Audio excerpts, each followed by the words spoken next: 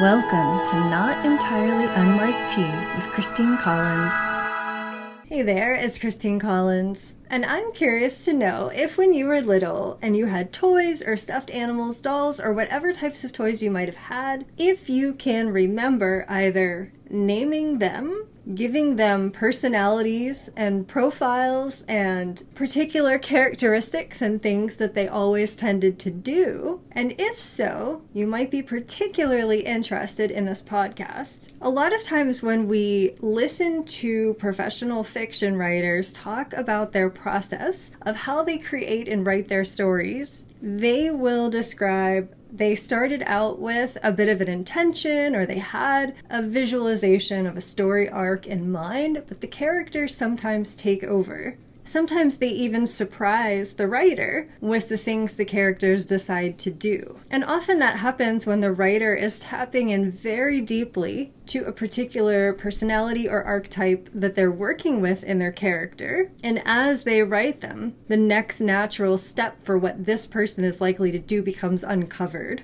Kind of like freeing the sculpture from the clay. As if it were something that already existed that you're merely bringing into tangible being. Creating these autonomous psychological entities sometimes take root in childhood play. And while many children can impose some personality characteristics onto stuffed animals and other toys, there is a particular phenomenon that occurs when a creative person is working with an inanimate object. It goes beyond projecting one's own emotions onto that toy or stuffed animal, to where the characters actually take on a life of their own, and they're distinct and different from the creator. They'll often have complex psychological profiles, relationships with each other, and an entire emotional life that can be perceived by that creator. And it is separate from that child's inner world. Now, that's not to say that projection doesn't happen, because it most certainly does. And of course, toys and stuffed animals and things like that are frequently used to help children express their own feelings more easily. But this is a little bit different. It's a very sophisticated form of play and creation, where the child's brain is actually running multiple independent personality programs simultaneously. Each one has their own emotional patterns and motivations and behaviors. It requires advanced working memory, an understanding of mind and personality development, cognitive flexibility to be able to transition between these different characters, and the ability to switch between different mental frameworks, which is what a writer must do when they are writing a story in which various different characters are interplaying with each other and have very different personalities, very different motivations, different behavioral patterns, and ultimately make choices based on those things. So most children start to develop an understanding that others have different thoughts and feelings somewhere around the age of 4 or 5. But when they're able to create these elaborate character worlds, they're actually going kind of several steps further.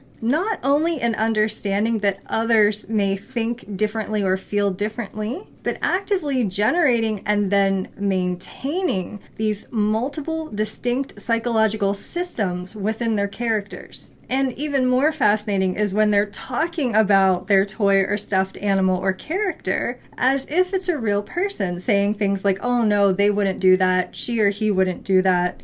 They're not the type to get angry that easily. They prefer this, they prefer that. And it suggests that those characters have their own internal consistency, and that actually feels autonomous to the child, separate and distinct from the child, and kind of mirrors what professional fiction writers talk about in the way that their characters have agency separate to them. So highly creative individuals may have an increased activity in the default mode network, brain regions that may be active during periods of rest, like daydreaming and introspective things. And children may be exercising some of these same neural pathways, beginning to build infrastructure for what may later become very sophisticated creative abilities. they're practicing what is known as decentering, being able to step outside their own viewpoint and genuinely inhabit different psychological frameworks that are separate from their own, thinking through these different personality features and emotional patterns,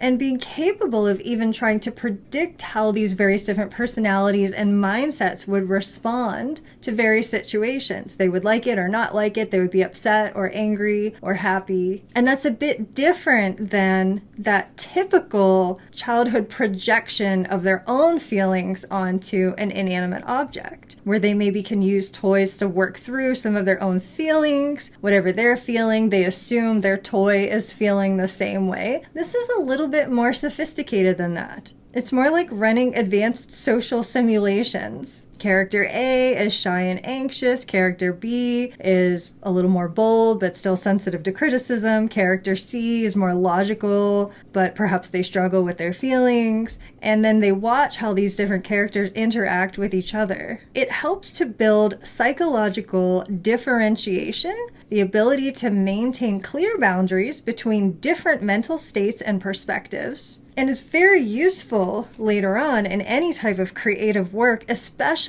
those that involve character development, whether it's writing fiction, marketing personas, developing gaming characters, or even understanding different customers in a business setting, different customer archetypes, their different needs and preferences. Even in areas like acting, there's a heightened activity in the regions associated with theory of mind and empathy when they're trying to embody different characters and personalities. It's almost like actor training from a neurological perspective, building those neural pathways that allow for authentic character portrayal, and being able to manage these different, complex, imaginative worlds for each character is an interesting way of developing executive function skills that may serve very well in a variety of different fields that require the ability to manage multiple complex tasks, project management, systems thinking, and even complicated problem solving. And there's a lot of understanding around writers who are capable of allowing their characters to kind of take on those lives of their own and develop their own agency, being capable of creating more psychologically complex stories, more compelling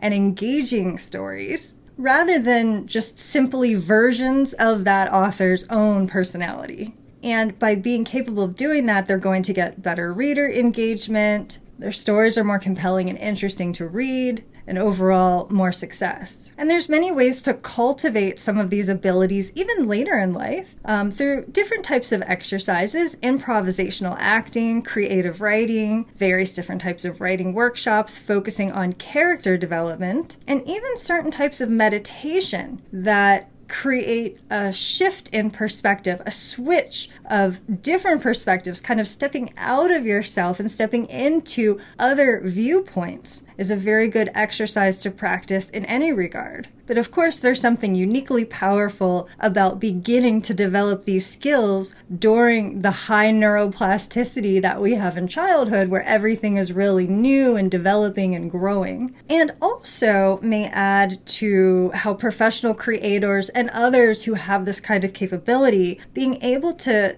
describe feeling like they understand other people in an almost intuitive way. So it really kind of builds that interpersonal intelligence of trying to understand other people, being able to step out of your own perspective and viewpoint and step into the perspective and worldview of someone else. And for those who have been doing this since childhood, it becomes second nature, building those neural networks specifically designed for understanding and even creating these different complicated human personalities. So we never knew that as children, we were actually practicing and developing these incredibly valuable skill sets that may serve in many different ways in adulthood, whether it's just through relationships and that intuitive understanding of others, or even in various aspects of creating, writing, and business propositions. So if you were someone who enjoyed doing this as a child, you may have developed skill sets that you're not even recognizing or fully aware of. So I hope you found this to be very helpful and interesting.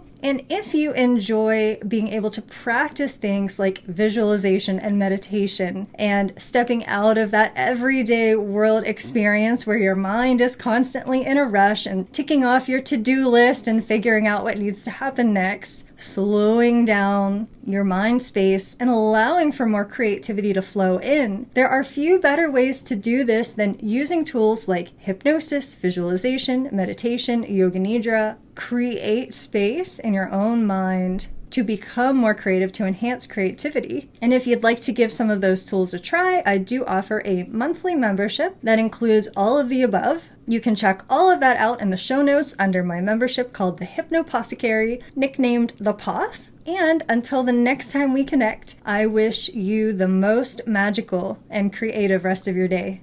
Thanks for listening. This is Christine Collins at transformcreate.com.